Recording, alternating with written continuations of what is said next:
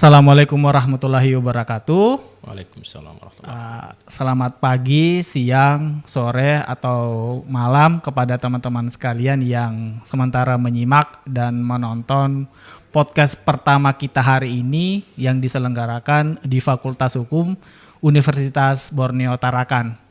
Nah, teman-teman sekalian, di tengah-tengah kita hadir sosok inspirasi dan inspiratif muda kita, senator muda kita dari Provinsi Kaltara, Pak Hasan Basri. Selamat siang, Pak. Selamat siang, bismillahirrahmanirrahim. Assalamualaikum warahmatullahi wabarakatuh. Waalaikumsalam. Salam sejahtera buat kita semua. Om Swastiastu, Namo Buddhaya, salam kebajikan. Salam hormat untuk seluruh pemirsa podcast Universitas Borneo, Ya, Pak. Kota Tarakan dan Kalimantan Utara, serta teman-teman seluruh alumni beserta mahasiswa Borneo dimanapun berada di tanah air. Wah, kayaknya podcast pertama kita hari ini teman-teman harus dimulai dengan sosok muda yang inspiratif. Di depan kita ada Pak Basri. Saya dengar Bapak asalnya dari Makassar atau dari mana, Pak? Baik, jadi bismillahirrahmanirrahim. Yang pertama saya menyampaikan terima kasih yang sebesar-besarnya khususnya kepada kampus saya, Iya, Pak. Universitas Borneo Kota Tarakan, di mana hari ini saya baru sempat hadir dalam rangka kegiatan ini. Iya, Pak. Kedua, saya perlu menyampaikan bahwa pada prinsipnya kedua orang tua saya, bapak saya itu adalah orang Sulawesi dan ibu saya orang Jawa. Nah, makanya hidupnya gado-gado kira-kira begitulah. Tapi Betul. saya lahir dan besar di Kota Tarakan, Kalimantan Utara, kira-kira gitu ya. Ternyata latarnya beliau ini apa ya, gado-gado. Tapi kan gado-gado itu kan campur-campur, Pak. Tapi enak kan rasanya kan, Pak. Enak banget. Apalagi menyehatkan karena ada sayurnya, ada buahnya juga. Betul. Nah, Bapak ini sekolahnya pertama-tama kayak sekolah kuliahnya di mana, Pak? Ya, yang pertama kebetulan karena SD saya SD di Salubulung, kemudian melanjutkan sekolah di SMP Negeri 5 Tarakan, lalu setelah itu lanjut di STM Negeri Tarakan. Kemudian saya ini sekolahnya lengkap ya, karena saya ngambil D3 komputer di Amikris Makassar, kemudian lanjut S1 di Makassar juga. Kemudian setelah itu saya melanjutkan S2 Magister Hukum di Universitas Borneo dan selesai tahun 2016 yang lalu, kira-kira gitulah. Wih, ternyata narasumber kita ini hari ini teman-teman sekalian juga merupakan alumni ya, Pak ya. Alumni Magister Hukum Universitas Borneo Tarakan. Nah, kita mulai Pak, sedikit sih pertanyaan saya, apa sih Pak tanggapan Bapak ini terkait dengan peran alumni sebenarnya, khususnya untuk peran alumni Magister Hukum ini dalam peningkatan pendidikan khususnya di Provinsi Kalimantan Utara, karena kan kita tahu sendiri kan Pak, kualitas program magister ini sudah tidak diragukan lagi khususnya di Provinsi Kalimantan Utara, apalagi ada beberapa kelas kerjasama juga kan Pak, yang mengakomodir teman-teman yang tidak berkesempatan hadir langsung di Kota Tarakan, makanya kami dari Fakultas Hukum mau memfasilitasi dengan itu. Mungkin Bapak bisa jelaskan sih apa sih Bapak yang peran alumni selama ini terkait dengan peningkatan kualitas pendidikan di Kota Tarakan ini? Baik, yang pertama bahwa kalau kita mau melihat ya khususnya kewenangan Dewan Perwakilan Daerah Republik Indonesia, jika berdasarkan Undang-Undang Dasar 1945 pasal 22D, maka pada prinsipnya kewenangan itu ada 3. Yang pertama adalah pengawasan, kedua adalah legislasi, dan ketiga adalah penganggaran. Tetapi dibatasi dengan pasal 22D, di mana di dalamnya disebut dapat. Sehingga kadang-kadang khususnya di dalam hal pembahasan undang-undang kita itu berada dalam hal pembahasan pada tingkat 1, tidak sampai pada putusan tingkat paripurna, tetapi pada prinsipnya tugas dan wewenangnya sama. Nah, olehnya itu, jika dikatakan tentang peran alumni sebagai alumni, khususnya kami di Magister Hukum Universitas Borneo, bahwa saya mengalami banyak cobaan hidup, kira-kira gitulah. Ya, saya sekolah itu sangat sulit sekali ya, di mana hampir setiap hari jalan kaki ke sekolah saya, dan saya harus jualan es untuk bisa dapat sekolah dan biaya sendiri ya. Kemudian tamat SMP juga demikian, ada sedikit peningkatan saya dari jualan es menjadi jualan koran di Pelabuhan SDF, dan malamnya saya jualan di Jalan Jenderal Sudirman, posisinya di tepatnya di depannya kantor pengacara kita, salah satu ya, warga Tionghoa di sana. Di situ biasanya saya nongkrong kalau malam untuk menjajakan dagangan saya, dalam hal ini koran. Nah, sulit dapat beasiswa, di mana negara kita pada saat itu masih dalam hal ini masih orde baru ya, sehingga beasiswa itu benar-benar sangat sulit kita dapatkan. Nah, saya berpikir bahwa suatu saat jika saya menjadi pejabat di negara ini, walaupun jujur aja nggak ada niat dulu jadi pejabat, karena saya sejak selesai kuliah sampai dengan sekarang, saya tidak pernah untuk bercita-cita jadi pejabat. Saya hanya ingin menjadi wira swasta dan pengusaha. Sehingga lama juga orang meminang saya untuk ikut di politik, tetapi saya bilang saya mau fokus di usaha saja. Nah, kemudian seiring waktu berjalan, kita berjuang bagaimana Kalimantan Utara itu lahir. Dulu saya kebetulan rajin di berbagai organisasi, sehingga kita pun ikut berjuang bagaimana agar Kalimantan Utara ini dapat berdiri. Dengan beberapa tahun kita berjuang, dan baru terbitlah Kalimantan Utara ini. Nah, di dalam perjuangan itu kemudian mulai timbul benak untuk saya coba ikut di politik, tetapi dalam hal ini Dewan Perwakilan Daerah Republik Indonesia, sehingga tidak terlalu banyak intervensinya, karena kalau di DPD RI itu ya satu orang satu suara. Kira-kira gitulah. Nah, akhirnya saya terpilih di tahun 2019 dan menjadi anggota DPD RI pertama untuk Kalimantan Utara. Wih, keren. Yang juga menjadi anggota DPD RI pertama dari alumni Universitas Borneo, Kota Tarakan, Kalimantan Utara. Lalu setelah itu apa yang saya lakukan? Nah, pertama saya sudah jadi anggota DPD RI aja udah bahagia kira-kira. Karena tidak pernah berpikir yang terlalu jauh. Betul, Pak. Tetapi teman-teman mengamanahkan saya dan memilih saya menjadi wakil ketua Komite 2 pada saat itu, dan amanah itu saya jalankan dengan baik kurang lebih hampir 2 tahun. Nah, di tahun ketiga saya mendapat amanah kembali, yang kalau di DPD itu pemilihan menjadi pimpinan itu dari Sabang sampai Merauke. Jadi 34 provinsi yang lalu itu semua harus memilih satu provinsi satu suara, kira-kira gitu. Nah, teman-teman mempercayakan saya jadi ketua Komite 3 Dewan Perwakilan Daerah Republik Indonesia, dan salah satu program saya pada saat itu bagaimana mendorong dan mengusulkan agar beasiswa ini dapat kita dorong untuk DPD RI itu punya juga kewenangan bisa mensupport khususnya kerjasama dengan Kementerian Pendidikan agar bisa sampai dan tepat sasaran di masyarakat. Ya, memang ini agak panjang perdebatannya. Kenapa? Karena selama ini program beasiswa itu biasanya sinergi antara kamar sebelah dengan Kementerian Pendidikan. Dan sejak DPD RI berdiri khususnya sejak tahun 2004 atau kurang lebih 18 18 tahun yang lalu. Kerjasama ini belum pernah dilaksanakan. Alhamdulillah dengan komunikasi yang baik, diskusi yang baik khususnya dengan Kementerian Pendidikan.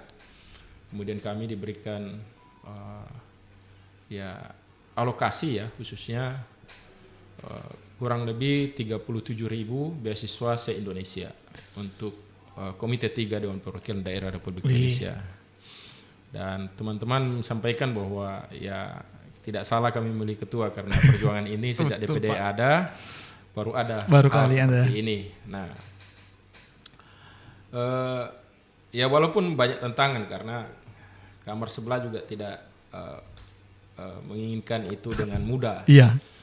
Nah, lalu saya bilang karena saya berasal dari Kalimantan Utara dan kebetulan saya ketua, ya bolehlah alokasi itu lebih banyak kepada ketua, kita. Iya.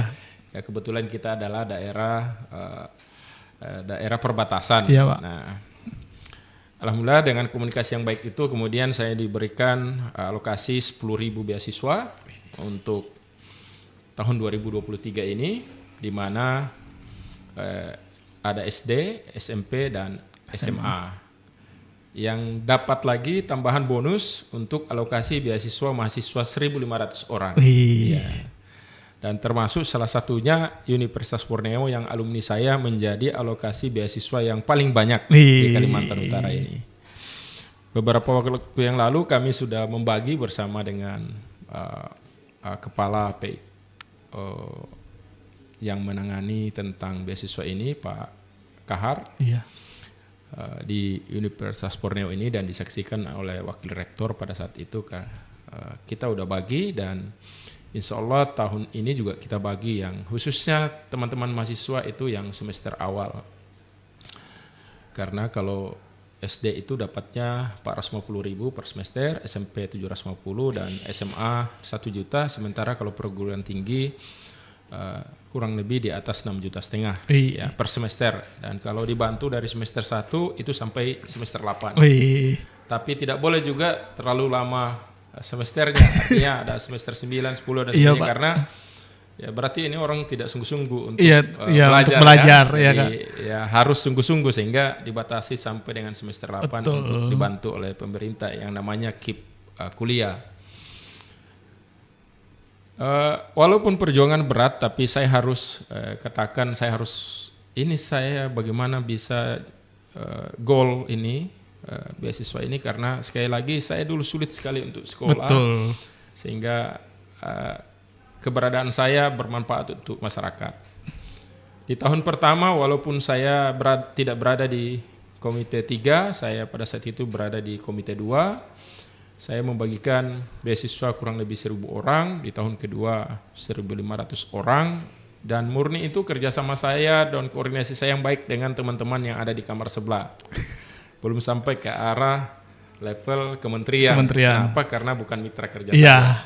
Nah, tapi karena teman yang baik ya dialokasikan lah, dan sekali lagi terbagi seluruh di wilayah Kalimantan Utara.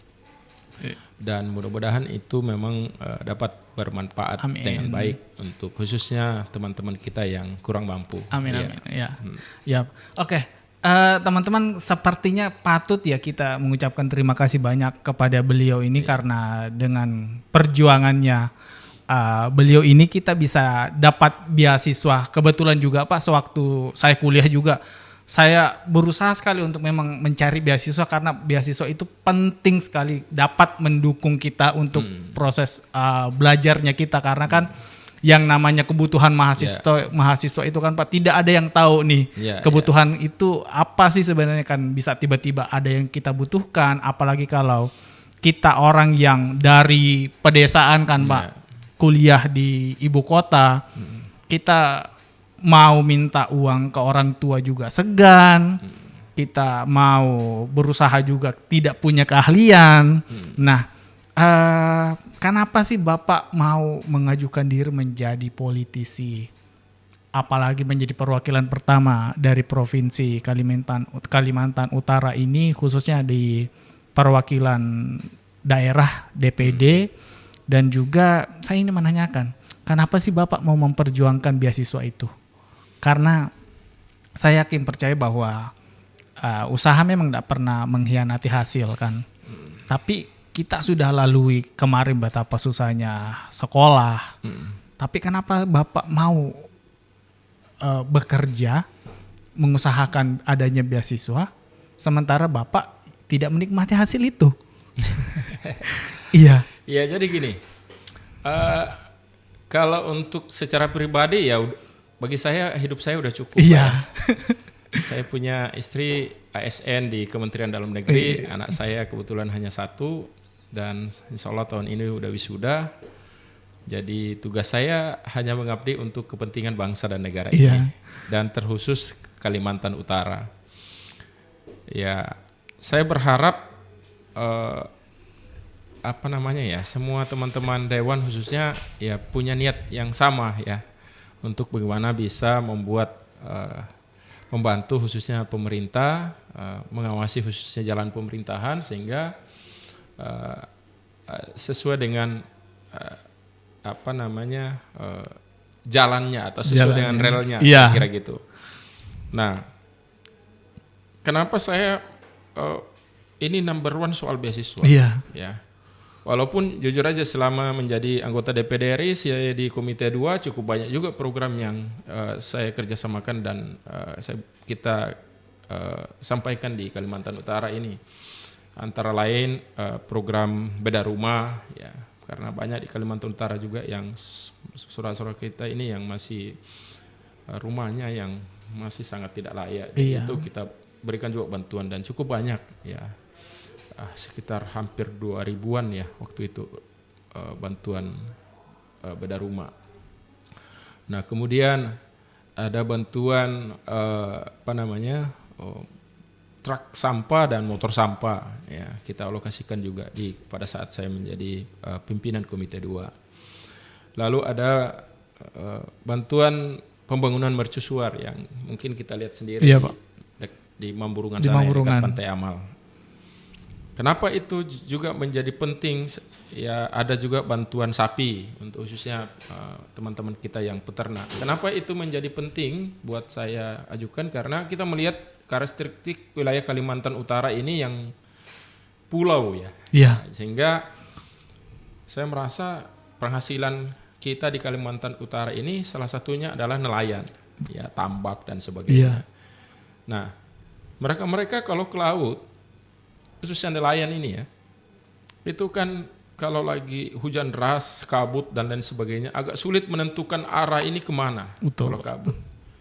Nah sehingga dapat terjadi kecelakaan di laut atau laka laut kira-kira begitu. Kenapa? Karena kabut dan hujan yang begitu deras. Lalu saya memperjuangkan dan alhamdulillah berhasil mengalokasikan anggaran dari Kementerian Perhubungan untuk Kalimantan Utara dan tempatnya ditaruh di Mamburungan sana, pembangunan mercusuar dan semoga mudah-mudahan itu bermanfaat untuk saudara-saudara kita. Demikian juga motor sampah dan truk sampah. Walaupun jumlahnya sangat sedikit tapi yang butuh juga se-Indonesia kan kira-kira gitu. Nah, bagaimana nyampe ke sini kalau kita enggak komunikasi yang baik, koordinasi yang baik dengan kementerian, ya harus rajin-rajin. Ya saya kadang-kadang itu mungkin Pak Menterinya atau Pak Dirjennya bosan juga lihat WA saya kalau hampir setiap hari saya WA mereka supaya bisa program-program itu nyampe ke Kalimantan Utara. Apalagi kita ketahui 2 tahun yang lalu ya 2 tahun lebih ya kita dilanda dengan pandemi COVID-19. Itu saya berkali-kali bicara dengan Pak Jenderal Doni Monardo waktu itu sebagai Kepala BNPB agar program khususnya ya BNPB itu bisa ke kita ya, baik bantuan APK, bantuan alat kesehatan lainnya maupun bantuan PCR, di mana saat itu ya semua Indonesia butuh PCR. Sementara Pak, jumlahnya sangat terbatas. Nah saya telepon beliau, Pak, Indonesia ini tidak akan bebas juga COVID kalau di daerah kami masih banyak COVID. Kenapa? Karena daerah kami itu daerah yang perbatasan. Pintu masuknya untuk orang lalu lalang itu cukup banyak. Nah, sehingga diperlukan alat itu. Karena kami nggak punya alat. Dulu masih punya alat hanya tarakan aja. Akhirnya pada saat itu beliau sampaikan, iya nanti kita kalau ada waktu kita coba atur untuk berkunjung. Beliau telepon saya dan kemudian kami lakukan kunjungan yang kami berangkat pagi jam 6 dari Jakarta dan tiba di Nunukan itu kurang lebih jam 9 malam. Jadi penerbangan yang terlama menurut saya selama di Indonesia ini karena 1 hari full. 1 hari full.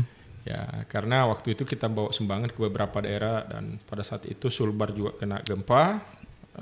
Lalu ada rapat dengan Wakil Presiden di Banjarmasin, kemudian ke Kaltara. Di Kaltara pun itu cukup menyita waktu juga karena saat itu ternyata pada saat tiba di Nunukan nggak bisa didarati itu bandaranya karena pesawat kita malam, sementara untuk runway-nya itu nggak mampu, tidak ada pencahayaan. Ya, pencahayaan untuk malam. Tapi dengan koordinasi yang baik akhirnya saat itu bisa mendarat dengan nekat dan turunlah bantuan pada saat itu kurang lebih 2,7 miliar untuk bantuan penanganan COVID-19. Itu saat di komite 2. Nah, banyak juga daerah yang bilang kenapa itu motor sampahnya udah nggak ada lagi Pak. Saya bilang sebenarnya bukan tidak ada, tapi setelah selesai itu bantuan itu dialokasikan langsung melalui dana alokasi DAK atau DAK ke masing-masing kabupaten kota. Jadi nanti kabupaten kotanya yang belikan barang-barang itu. Seandainya masih ada mungkin masih bisa lah kita atur dan komunikasi biar itu dapat tambahan di daerah lain. Banyak juga yang bilang mana barangnya, saya nggak lihat. Ya namanya jumlahnya hanya sedikit 5 unit, ya satu, ya kita 5 kabupaten kota ya, kalau dapat satu alhamdulillah lah kira-kira gitu. Nah karena jumlahnya terbatas sehingga saya alokasikan untuk organisasi-organisasi keagamaan sehingga bermanfaat untuk seluruhnya kira-kira gitu. Nah bahkan saya dengar mobilnya itu kalau ada kebakaran kadang-kadang dipergunakan untuk ngangkut sisa-sisa kebakaran itu untuk dibuang atau digunakan ke yang lain. Nah kira-kira gitulah. Iya Pak. Nah sangat menarik sebenarnya. Padahal nih pemikiran saya Pak, Komite 3 itu hanya beberapa atau dalam satu bidang saja khususnya untuk bidang pendidikan. Nah sebenarnya nih Pak kita mundur sedikit. Komite 3 ini khususnya yang Bapak ketuai di DPD RI ini kan mewadahi bidang apa saja Pak, dan kalau boleh tahu nih Pak ya, untuk teman-teman juga sekalian, apa sih peran dan fungsinya DPD dalam sistem pemerintahan kita? Karena untuk memberikan edukasi juga kepada teman-teman bahwa di negara kita ada yang namanya Dewan Perwakilan Daerah yang mana kan ada beberapa orang yang mewakili tiap-tiap daerah itu. Mungkin Bapak bisa cerita sedikit apa sih Pak peran dan fungsinya Komite 3, apalagi Bapak yang sebagai ketua ini. Ya kalau berdasarkan Undang-Undang Dasar 45 bahwa fungsi dan peran DPD itu kalau partai politik kan ya salah satunya memperjuangkan aspirasi politiknya untuk kepentingan politik. Kalau DPD kan memperjuangkan aspirasi daerah. Jadi segala bentuk dan kewenangan yang menyangkut kepentingan daerah itu DPD RI wajib terlibat.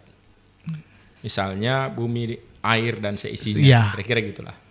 Tambang, ya, yang ada hubungannya dengan kepentingan daerah, pembekaran wilayah dan sebagainya.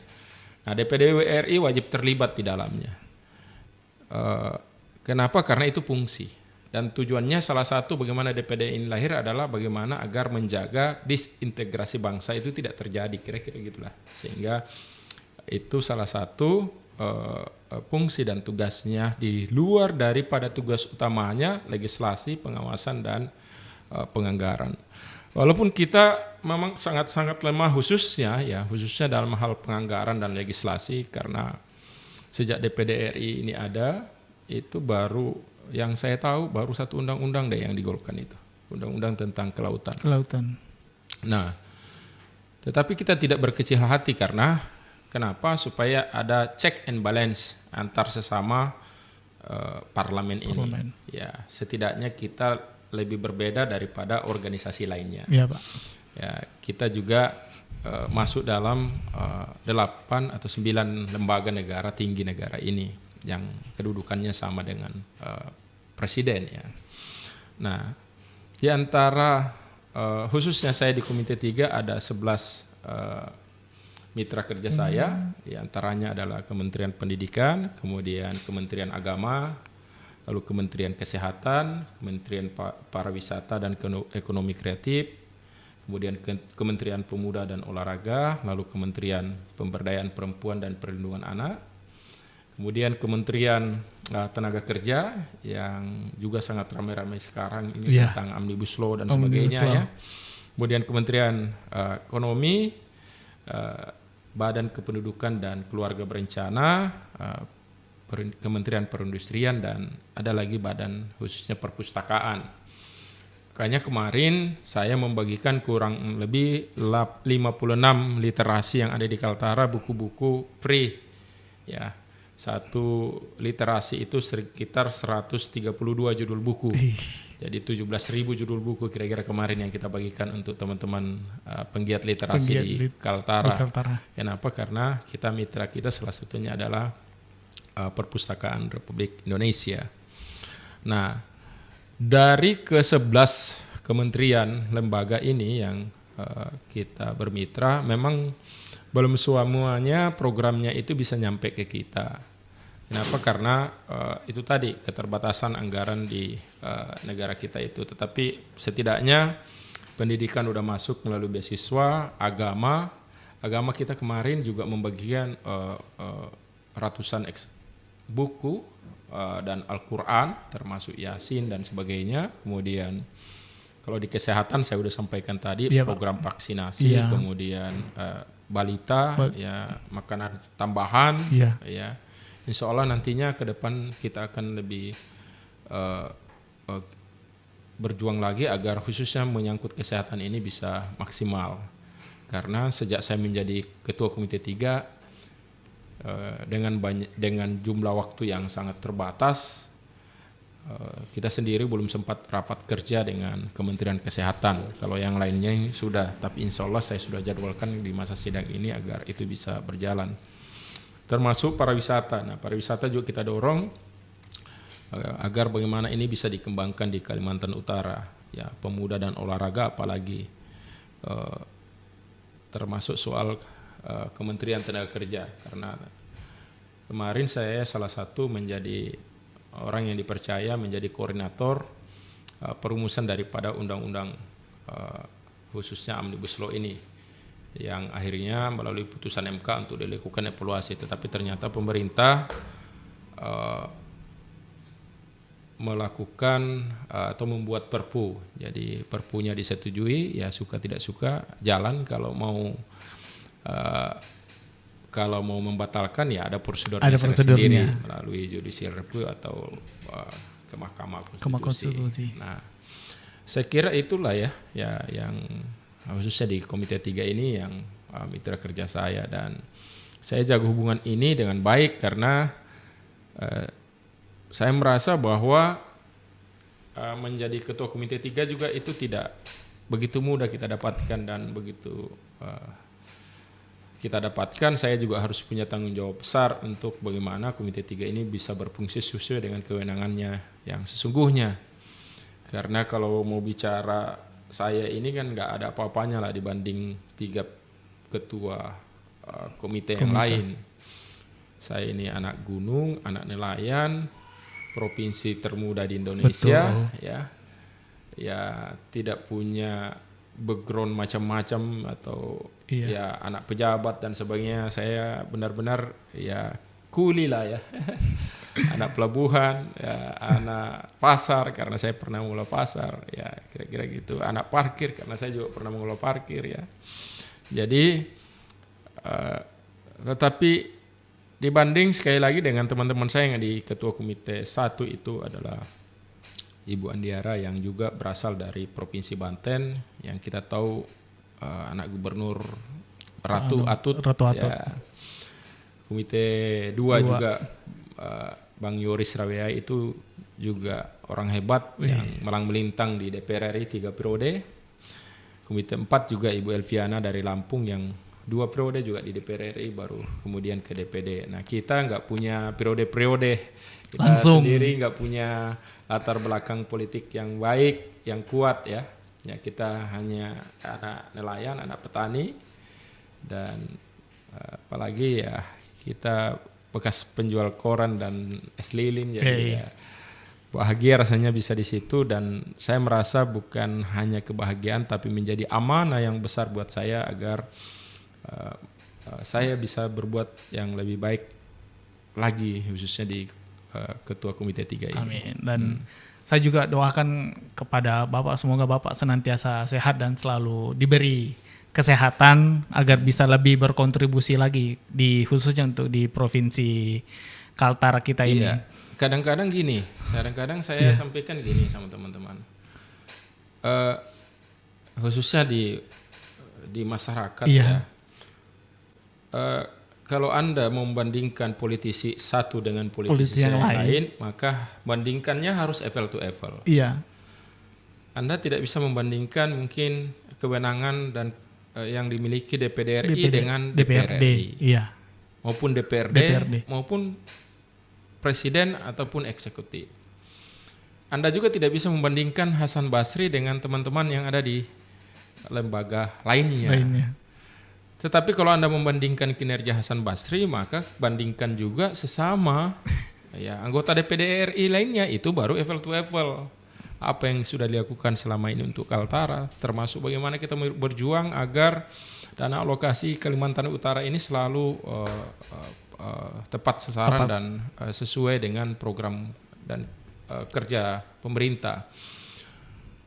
Yang paling sulit kemarin itu bagaimana kita membuat yang salah satu daerah, khususnya Kabupaten Tanah Tidung itu dia punya pemerintahan tapi tidak punya wilayah, khususnya dalam hal ini kantor pemerintahannya sendiri, sehingga kita pada saat itu berjuang bagaimana agar pemerintahan Kabupaten Tanah Tidung juga punya tempat yang berdiri di kakinya sendiri, kira-kira gitulah.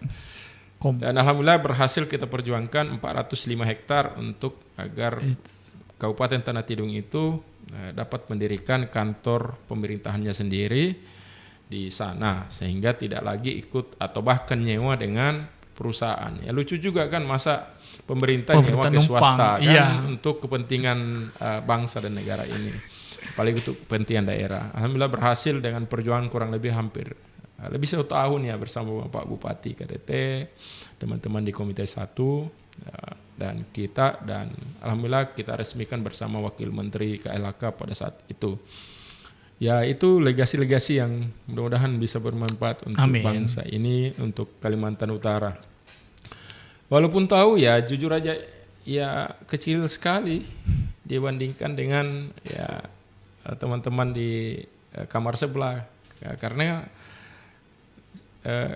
kita ini kan bukan eksekutif ya, kita legislatif. Kalau bicara jujur sesungguhnya ya tugas kita ya hanya 3, ya kan, pengawasan, legislasi, anggaran.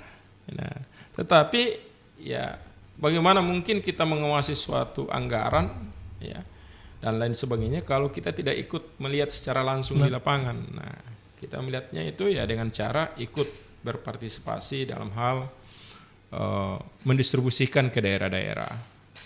Ya seperti bantuan misalnya Quran, benar nggak jumlah Al-Qurannya segini? Ya bantuan ya, kemarin kita ada banjir sembakung ya, sembakung. Nah kita minta Kementerian BUMN untuk bantu agar sembakung itu bagaimana masyarakatnya di situ dapat juga mereka masih beraktivitas walaupun banjir. Ya dengan apa ya kita mengirimkan bantuan sembako ke sana, kemudian bantuan lainnya ya. Tetapi itu hanya sementara, kita melihat ke depannya apa. Nah, ke depannya karena ini dianggap banjir kiriman terus. Nah, koordinasinya lintas kementerian, kemudian lintas antar negara. Kita dorong agar Kementerian Luar Negeri, Kementerian PUPR bagaimana mengatasi yang banjir di wilayah tersebut yang selalu terjadi setiap tahun. Nah, itu PR besar dan tidak bisa Hasan Basri seorang melakukan itu, dibutuhkan kerjasama semua pihak. Saya selalu sampaikan di setiap pertemuan bahwa membangun Indonesia, apalagi khususnya Kalimantan Utara ini yang merupakan provinsi termuda di tanah air, tidak bisa ya hanya satu orang untuk membangunnya. Dibutuhkan kerjasama dari semua pihak, dibutuhkan kerjasama baik dari masyarakat, ya, pengusaha, ya, eksekutif, legislatif, yudikatif, dan khususnya kami yang ada di pusat. Ya. Tidak ada super power yang harus bilang ini simsalabim selesai untuk Kaltara ini. Karena kita provinsi muda, ya tidak boleh kita membuat suatu kegiatan yang jadinya membuat disharmoni antar wilayah. Kita harus harmoni, sehingga kalau ini bisa harmoni, sehingga apapun kegiatan kita ini bisa berjalan dengan baik karena koordinasi dan komunikasi yang baik serta harmonisasi setiap kegiatan itu dapat berjalan dengan baik. Nah, kalau itu bisa dilakukan, maka insya Allah Kaltara bisa menyamai provinsi lain, bahkan bisa lebih daripada itu. Nah, kami ada di pusat, ya kita siap untuk bekerja sama dengan baik. Saya selalu membuka diri selebar-lebarnya. Saya sampaikan teman-teman, kalau ada yang WhatsApp saya atau WA saya, kalau dia bilang Pak Hasan tidak jawab, berarti bohong itu. Karena hampir semua, siapapun, mau masyarakat bawah, atas, tengah, pinggir, kanan, lurus, semua kalau WA saya pasti saya jawab. Saya bilang ada pernah terjadi, katanya ditelepon sampai berapa kali tidak masuk. Saya cek ternyata nomor yang ditelepon bukan saya, salah orang. Jadi gimana mau masuk? Kira-kira kayak gitulah. Nah, jadi mudah-mudahan ini bermanfaat. Amin. Ya, saya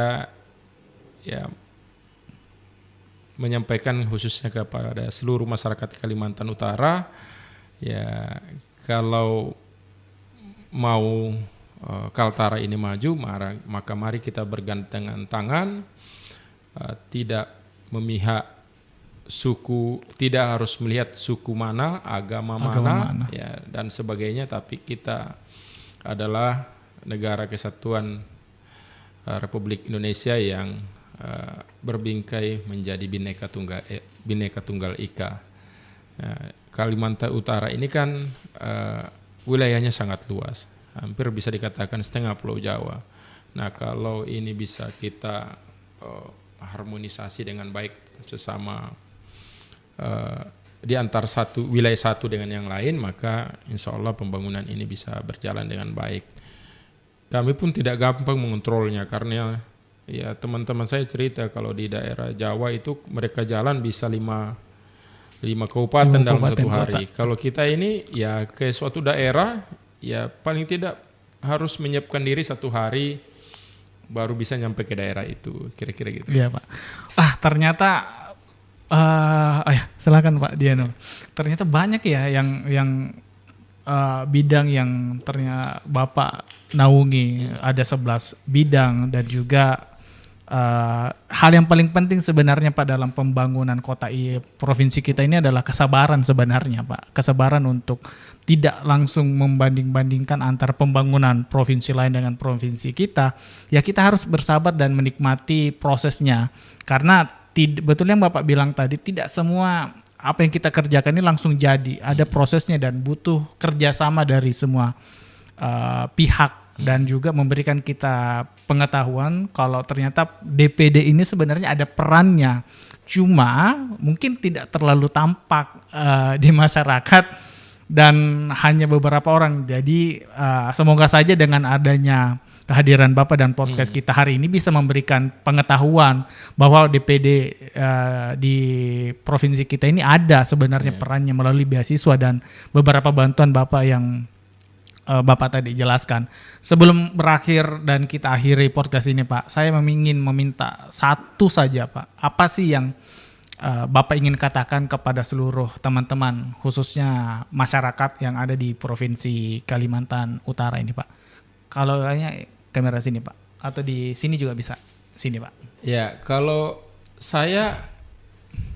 Kalimantan Utara ini ingin maju, jawabannya cuma satu, harus bisa. harus bisa di Malino, harus bisa di Nunukan, harus bisa di KTT, harus bisa di Tarakan, dan harus bisa di Kabupaten Bulungan. Masyarakatnya harus mencanangkan diri bahwa apapun itu harus bisa. Kenapa? Ya buktinya kita bisa menjadi pimpinan di DPD RI.